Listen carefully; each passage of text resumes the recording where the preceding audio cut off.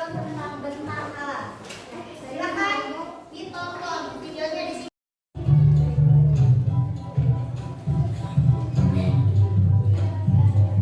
Silakan diperhatikan.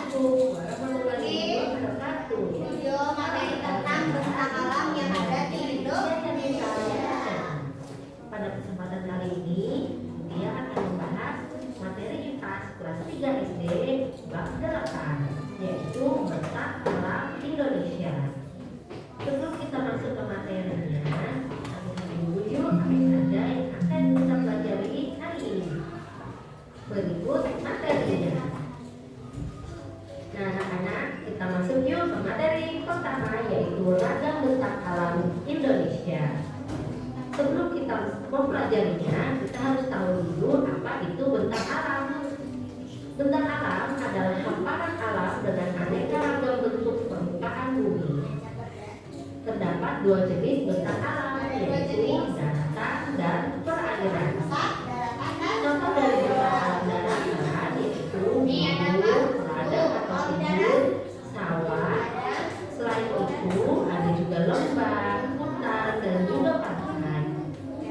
Sedangkan bentang alam perairan contohnya adalah sungai, rawa, lalu ada danau dan laut.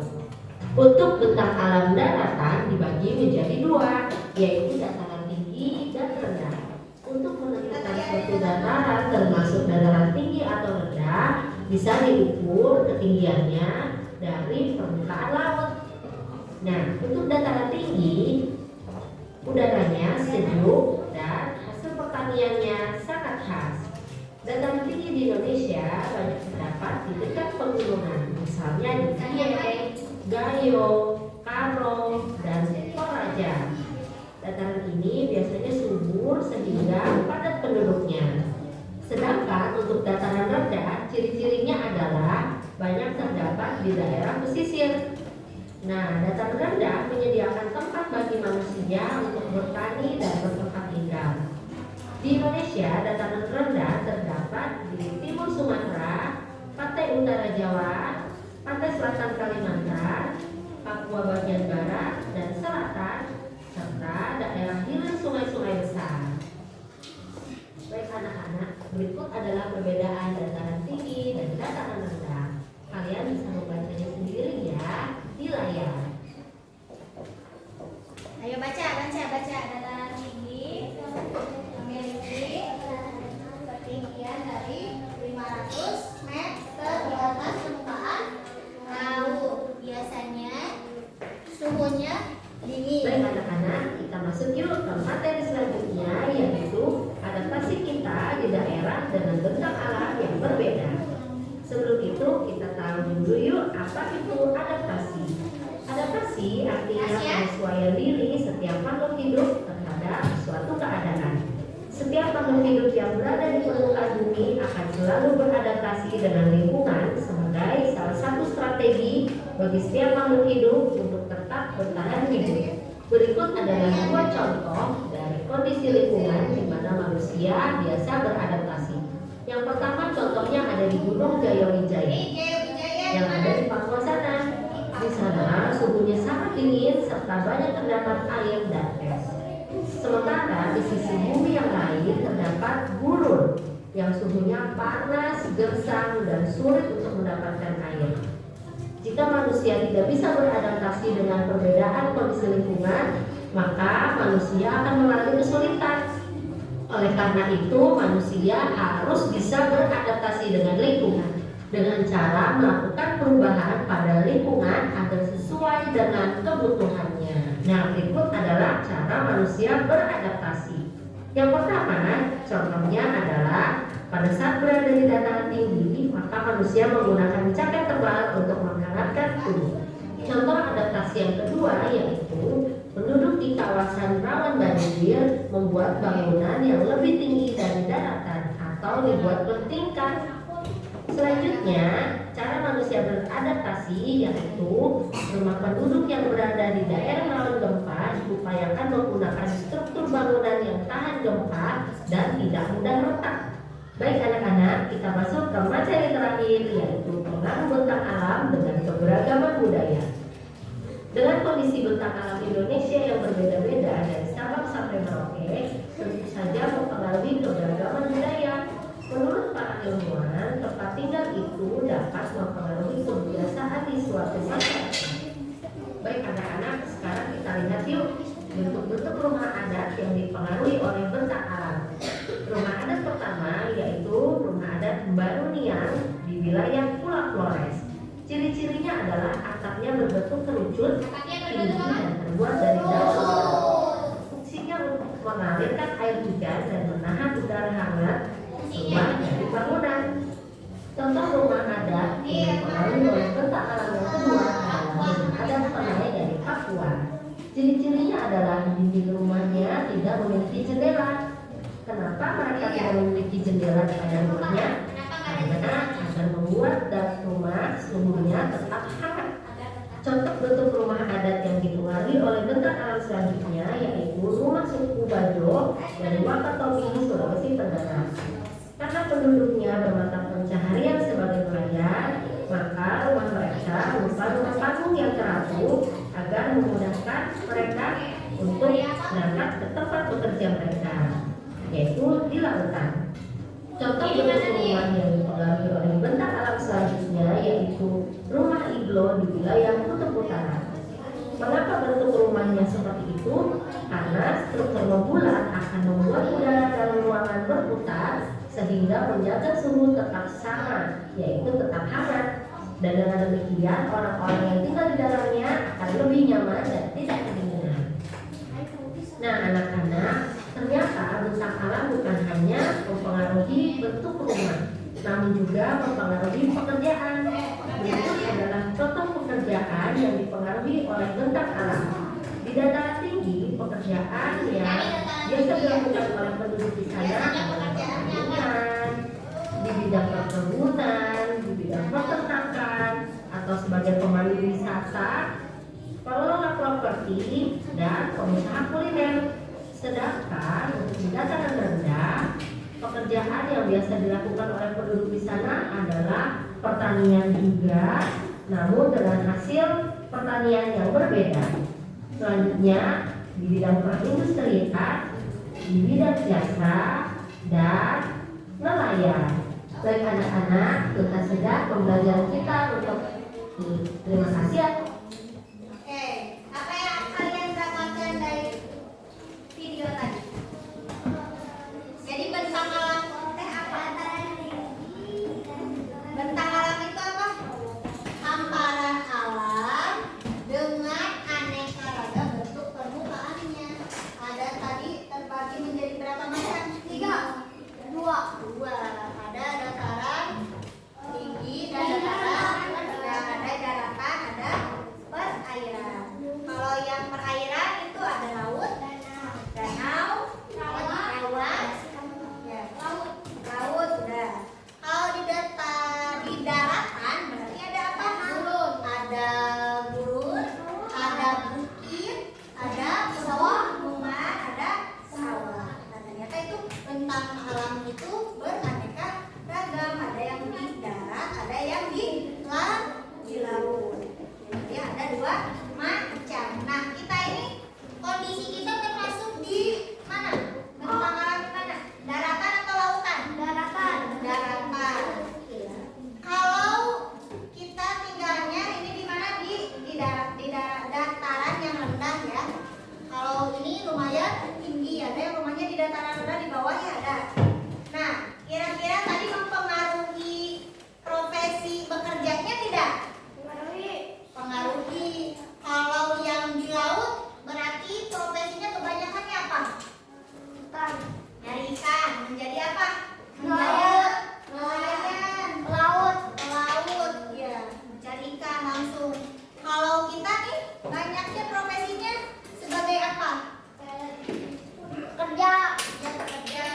Ada di industri ya, di pabrik. Kemudian ada juga yang bertani, berkebun. Karena kita jauh dari laut, makanya kita profesinya daerah-daerah yang di dataran tinggi ini tadi bertani, berkebun, beternak. Ya. Kemudian bentang alam juga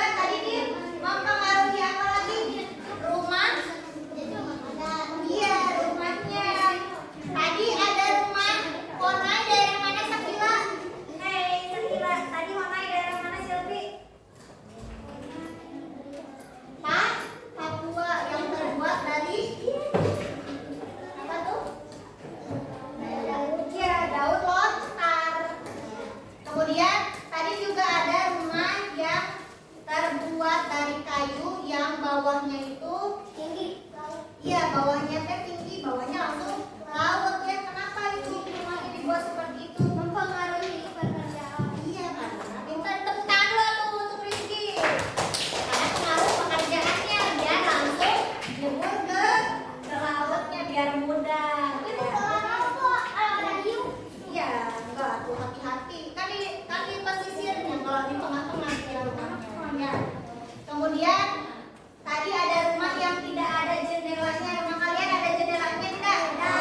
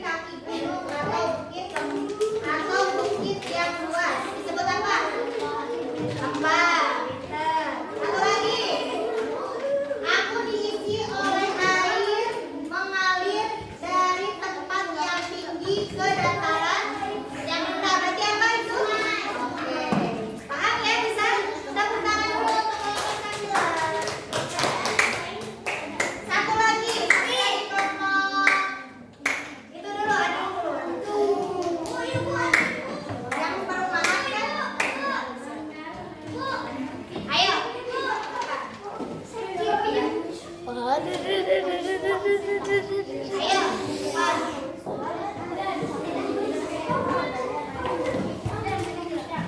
Satu aja ya, Pak.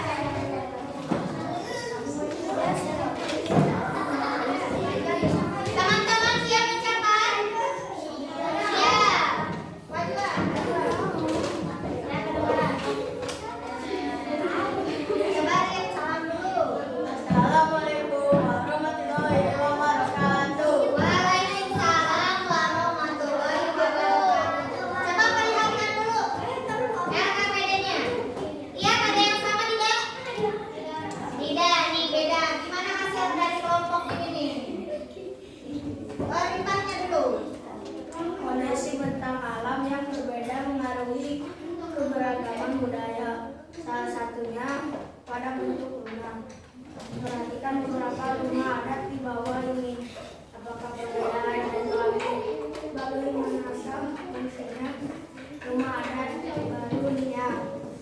Rumah adat baru adalah rumah yang tinggi dan atapnya kerucut, terbuat dari daun besar. Fungsinya agar kalau hujan turun air akan mudah turun. Oke, Dit coba lihatin LKPD-nya, Dit. Lihatin. Nah, itu yang pertama itu rumah adat mana, Dit?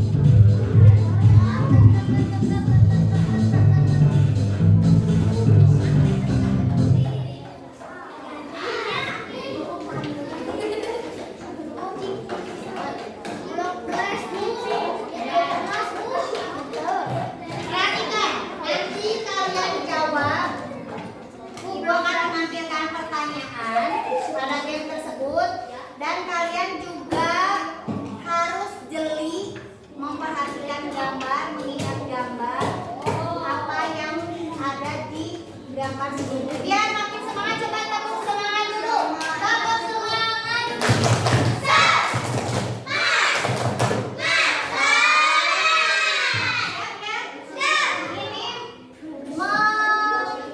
Menguji kefokusan kalian, memori daya ingat kalian.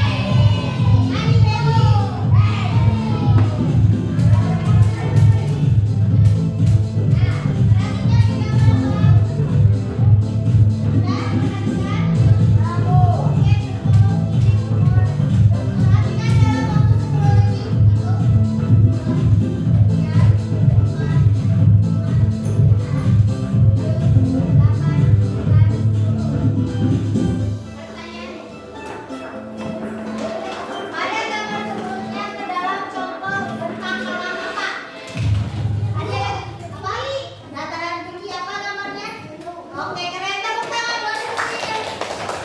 Mana nih?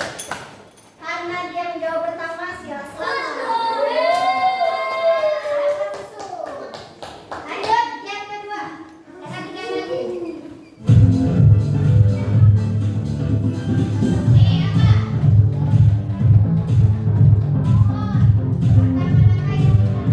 Yang tidak termasuk ke dalam kotak alam.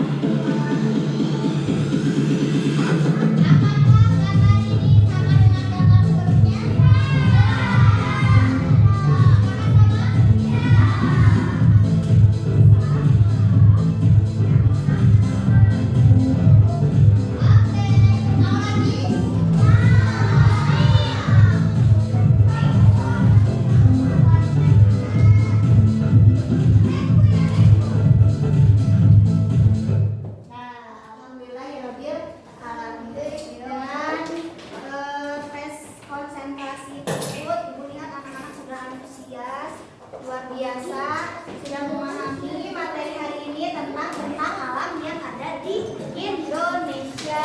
Ada dataran tinggi dan dataran rendah. Dan bentang alam itu mempengaruhi apa saja tadi? Mempengaruhi pekerjaan, ya, suhu apa? Suhu udara, mata dan mata pencahaya. Bagaimana anak-anak untuk materi hari ini sudah paham? Sudah. Semoga apa yang Ibu berikan hari ini bisa dapat dipahami oleh anak-anak semua. Anak-anak sudah tahu tadi macam-macam bentang alam yang ada di Indonesia.